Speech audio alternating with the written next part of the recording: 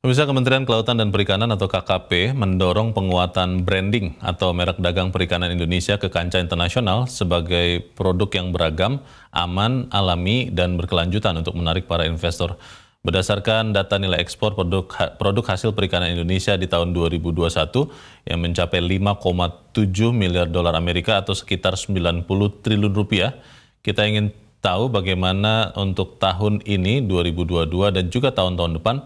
Kita sudah tersambung saat ini dengan Pelaksana Tugas Direktur Jenderal Penguatan Daya Saing Produk Kelautan dan Perikanan, Kementerian Kelautan dan Perikanan, Ibu Is Hartini. Ibu Is, selamat pagi. Pagi, Pak Leo. Ya, Bu Is, kita tahu bahwa tahun lalu 2021 ekspor produk perikanan Indonesia sekitar 90 triliun rupiah, itu 5,7 miliar dolar, ditargetkan 2024 Bu menjadi 7 miliar dolar.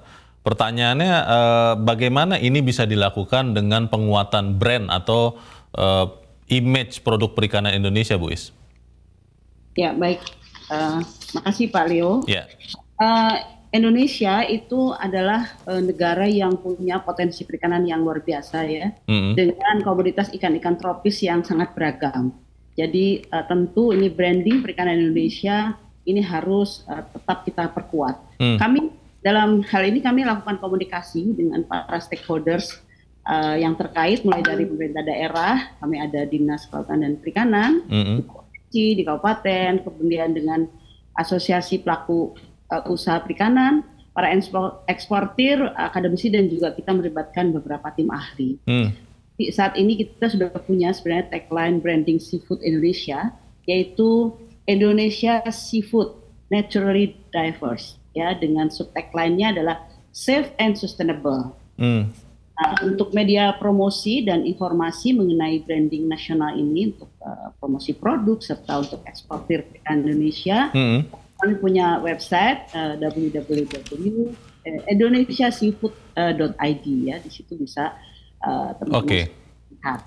Nah, produk turunannya ada juga branding nasional, kita juga punya branding untuk komoditas-komoditas perikanan Indonesia, ya, yang kita koordinasi bekerjasama dengan para asosiasi.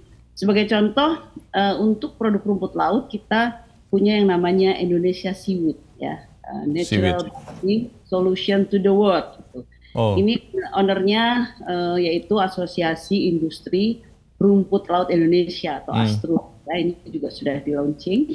Kemudian juga untuk komoditas pangasius, ya, pangasius itu ikan patin. Ada Indonesian Pangasius, itu juga branding kita bersama Asosiasi Pengusaha Catfish Indonesia (APCI). Kemudian ada juga untuk tuna, Pak Leo, Indonesia Tuna. Ikan tuna. Ya, Sustainable by Tradition, One by One. Ya, itu juga ownernya itu adalah Asosiasi Perikanan Pool and Line and Handline Indonesia (AP2I). Dan juga ada satu lagi, ada juga khas kita, yaitu udang, Indonesia Shrimp. Discover the taste of 17,000 island.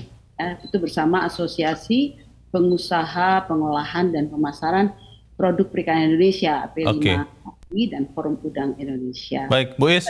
Ini yang Ibu sudah jelaskan ini sangat menarik, tapi jujur saya pun baru tahu sekarang, Bu. Bagaimana tadi ada yang terakhir itu ya, untuk udang itu sangat menarik, tapi boleh diberi gambaran bagi pemirsa Zona Bisnis ini, sebetulnya kalau untuk produk perikanan Indonesia itu lebih banyak dikonsumsi di dalam negeri, itu dalam jumlah maupun nilai rupiahnya begitu, Bu, atau memang lebih banyak diekspor, Bu Is? Kalau kita lihat dari produksi perikanan itu ada dua, ada produksi perikanan tangkap yang ditangkap dari laut dan perairan dan daratan, juga ada produksi perikanan yang berasal dari budidaya. Ya. Kalau kita lihat di data di 2021 itu 12,6 juta ton itu adalah untuk konsumsi di dalam negeri. Ya.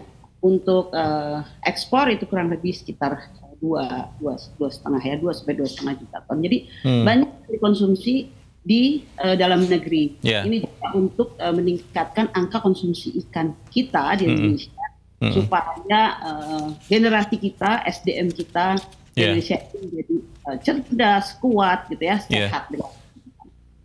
Kalau bicara branding di kancah internasional, sebetulnya pesaing utama untuk produk-produk perikanan Indonesia, Bu Is, itu siapa? Apakah memang negara-negara tetangga kita tidak terlalu jauh? Ada Vietnam, ada Tiongkok, atau yang mana, Bu, pesaing utama kita, Bu? Pesaing ini kita melihatnya berbagai komoditas ya. Kalau untuk udang itu ada Ekuador ya, India menjadi pesaing kita. Sama untuk ekspor yang ke Amerika. Termasuk negara tetangga juga Thailand, Vietnam juga menjadi pesaing kita. Latin seperti itu. Jadi tergantung dari komoditas-komoditasnya. Namun kan ini selalu kita analisa, gitu ya, analisis di mana kita bisa merebut pangsanya.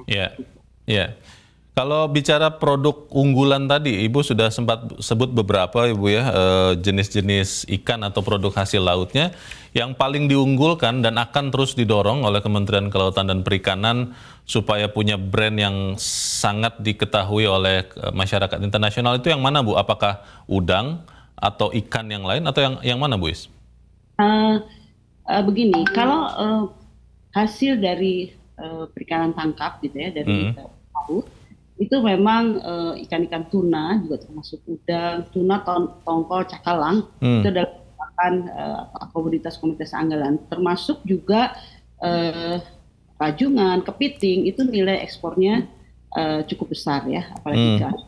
Kalau untuk budidaya, Kementerian Kelautan dan Perikanan saat ini punya program basis ekonomi biru, itu perikanan budidaya itu akan bekerja atau fokus di beberapa komunitas, 4 yaitu udang, kemudian lobster, kepiting, dan rumput laut.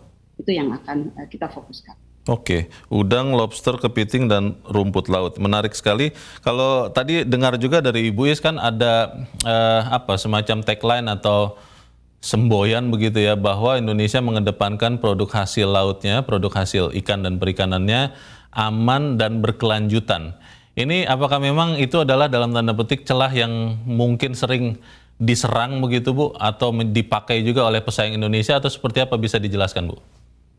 Iya, Pak Leo, sekarang masyarakat gitu ya, maupun pasar global untuk produk-produk itu sudah berkelanjutan ya. Tidak lagi diproduksi dengan cara-cara yang tidak berkelanjutan, tidak ramah lingkungan.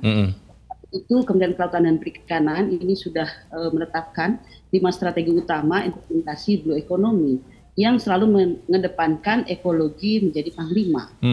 Sebagai salah satu contoh gitu dari 5 strategi ekonomi yang blue economy untuk perluasan wilayah konservasi laut. Itu untuk menjaga wilayah konservasi sebagai tempat pemijahan ikan sehingga bisa ada keberlanjutan. Dan penangkapan ikan secara terukur berbasis kuota di setiap zona penangkapan. Itu juga untuk menjaga supaya SDI, sumber daya ikan kita berkelanjutan, tidak ada lagi penangkapan secara berlebihan. Yang budidaya juga sama seperti itu, semua dilakukan dengan cara-cara yang ramah lingkungan. Termasuk kita menjaga wilayah pesisir dan pulau-pulau kecil dari potensi kerusakan akibat kegiatan ekonomi yang tidak terkendali. Termasuk kita juga fokus untuk penanganan sampah plastik di laut melalui program. Itu Pak.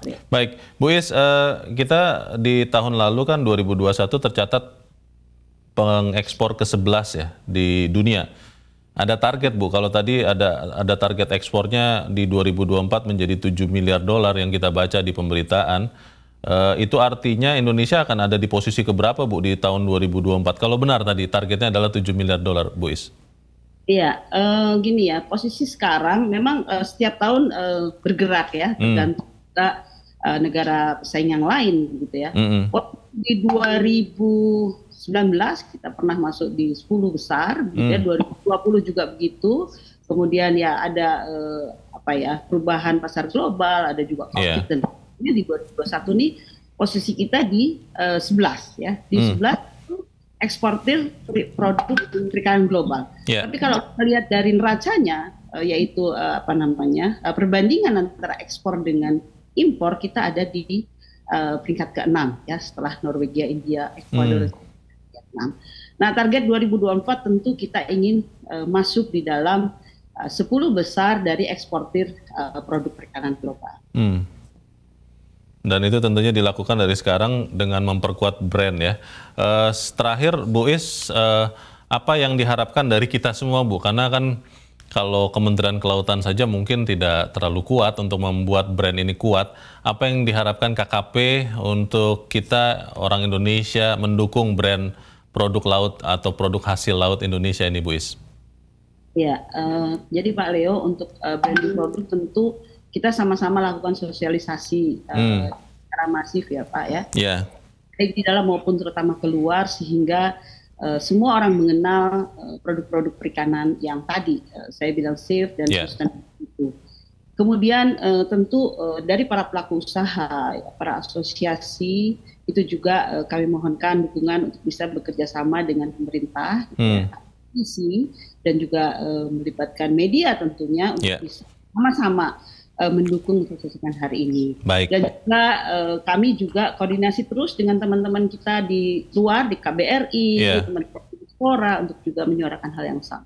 Baik, kita dukung sama-sama tentunya penguatan brand produk laut Indonesia, karena kita masih ingat ya Bu Is, nenek moyangku orang pelaut begitu kan, yang harusnya kita sama-sama mengkonsumsi produk laut ini. Sukses untuk branding produk internasionalnya di PLT Dirjen Penguatan Daya Saing Produk Kelautan dan Perikanan KKP, Ibu Is Hartini. Terima kasih Bu sudah mencerahkan kami. Selamat pagi. Pagi, terima kasih.